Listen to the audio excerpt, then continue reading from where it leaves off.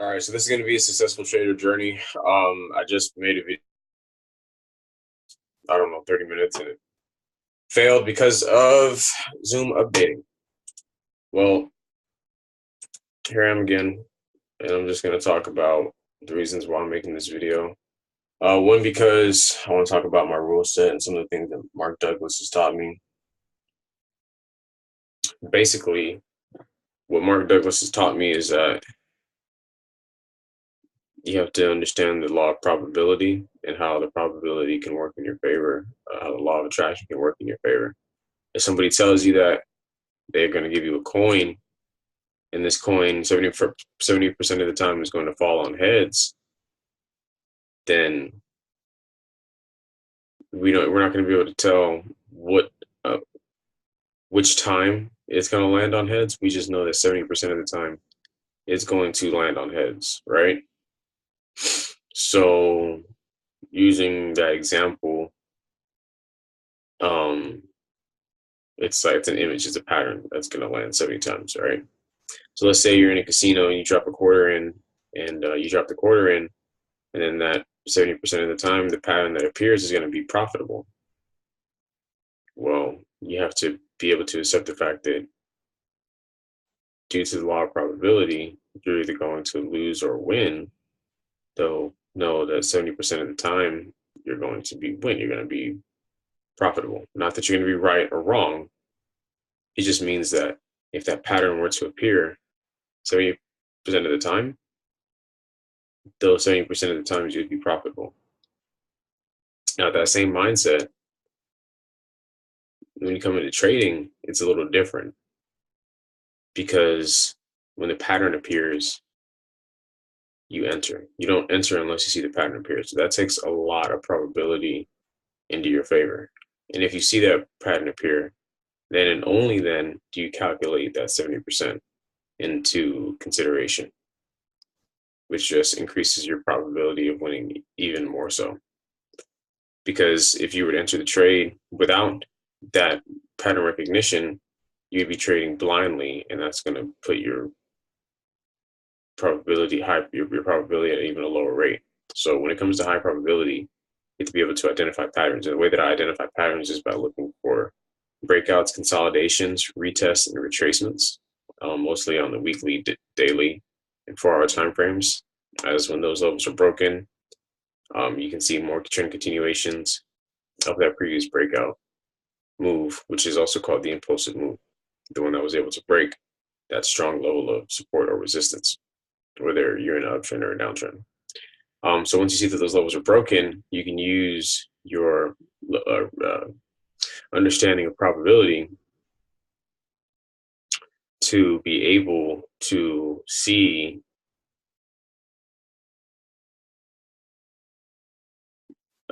overall gains. But that's not what I'm wanting to say.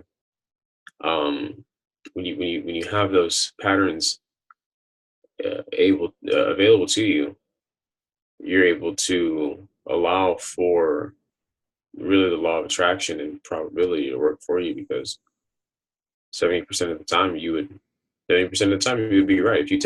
If you trade that setup as many times as you can trade it and you know you identify that setup, 70% of the time you're going to win.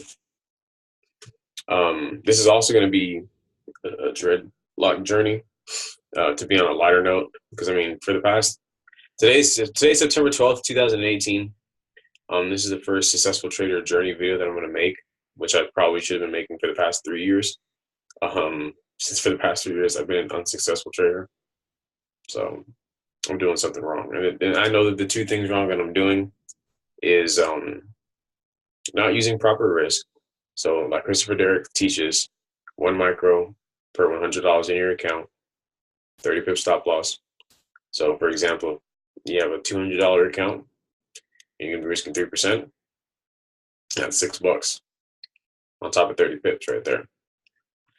Um, but yeah, on a lighter note, oh, then the second thing is getting way too emotional with trades, like letting winners turn into losers, not knowing when to exit, um, not holding trades long enough. it's just a lot of dumb things that I've done. But this is also going to be a dreadlock journey on a lighter note. On a lighter note, you'll know that this is a dreadlock journey too for yourself. So even with the dreadlocks, man, you've had so much indecision. But whatever. You're gonna fix these things. I'm 25. I'm gonna be 25 in 16 days. So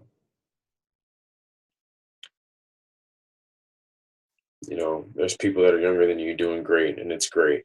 But there are people who are older than you just learning this stuff too, and you need to realize that you've gone through a lot of shit, dude.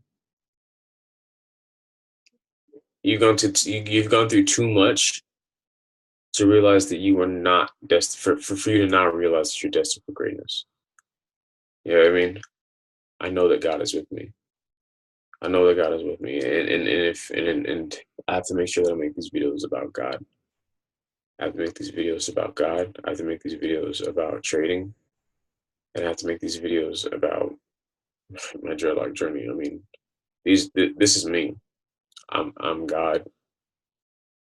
When it comes to trading, I don't think of trading as anything else but a form of psychology. And it's a way to gauge your fear. It's a way to gauge your greed. It's a way to gauge your patience. It's really that.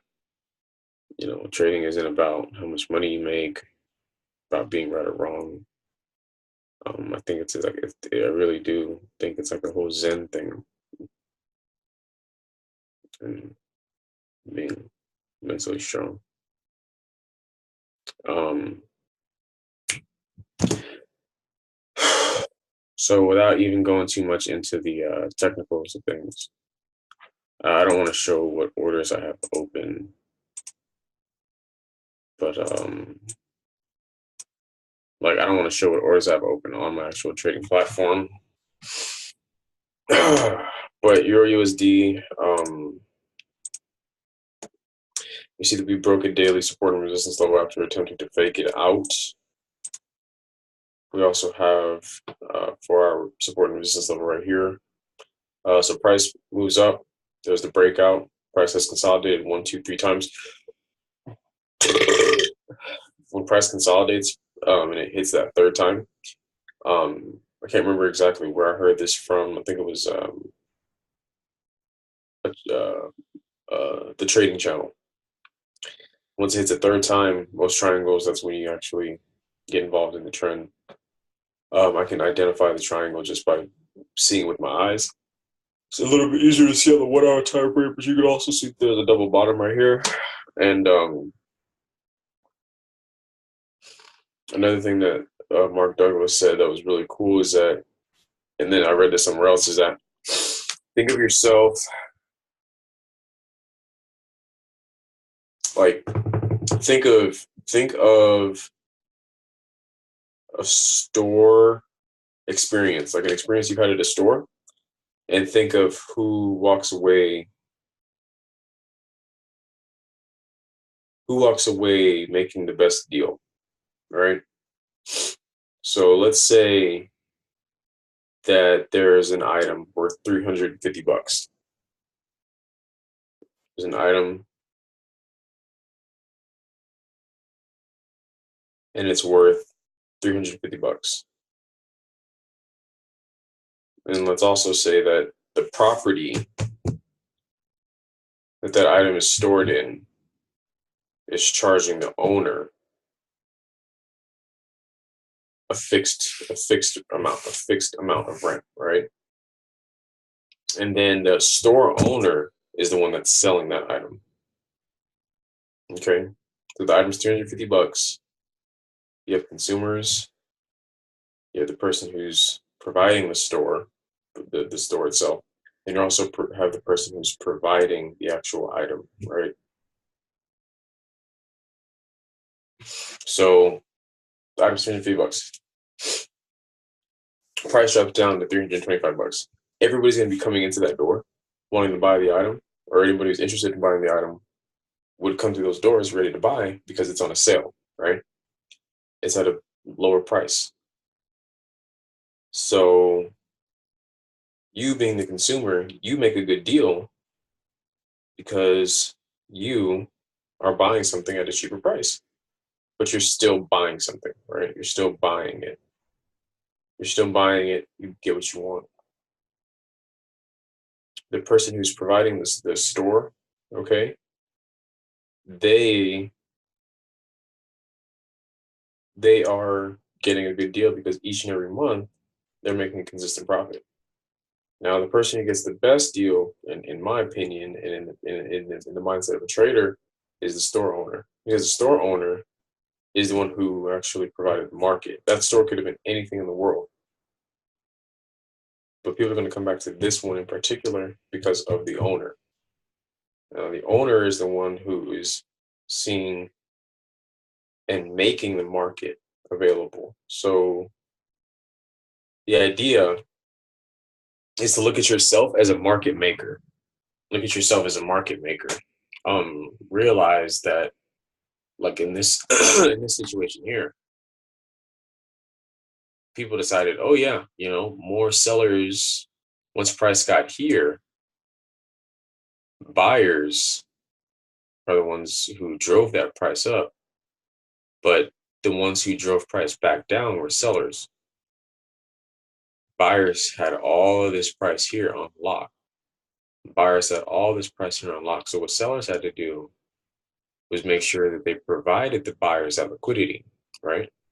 So the owner of the store, the owner of the store had all this stock in the item. And once sellers got involved, they started selling it. They started buying that item. Started buying the item, buying the item, buying the item, buying the item. Until eventually there were so many of them in circulation that they were no longer as expensive as what they once were. Until price consolidated again and it hit this level. Well, now there could be another high demand for it because now people decided, oh wow, it's at an even better price. So what happens then? People start buying it. People start buying it and buying it and buying it and buying it and buying it. That's a difficult thing to understand, but basically, when you are the market maker, you understand that there's a need that needs to be filled. There's a supply level up here, and then there is a demand level at the bottom. So when when a demand is being respected for something, you can understand that the supply will be met for that demand. So Euro USD long term, looking at buying situation, and I'm also looking at GBP CAD for the long term buying situations as well. We shall see. That's pretty much all I wanted to go through. This is the first video, September 12th, 2018. This is the first successful trader video I'll be creating. And I just want to pray that God continue to bless me with spiritual maturity, with emotional maturity, with physical maturity, with social maturity and financial maturity, so that I can do the things that I want, and that leads me to my affirmation that I have right over here. Why do I want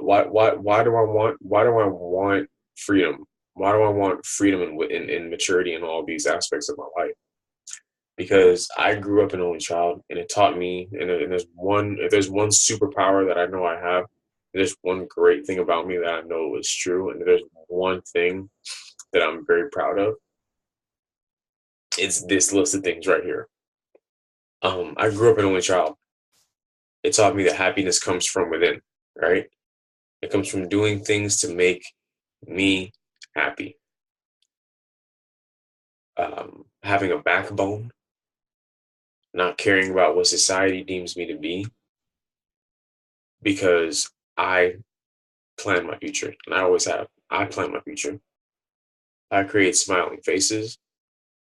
I spread love. I spread peace. I am happiness, and these are things that I genuinely love to do. I genuinely love to do these things, and I want to be able to do more of it. And if I don't put God first, I'm not going to be able to do it. I remember years ago, I had been putting God first, and then years have passed now. Years have passed. And, I asked God for forgiveness because I didn't um, focus on that. But it brought a beautiful woman into my life, a beautiful woman into my life, and I have a beautiful family. I have a great job. You know, I continue to do more for myself um, and for others, and that's what I love. That's my passion. That's my passion. It's spreading peace, love, and happiness. So, this is the first video of many, and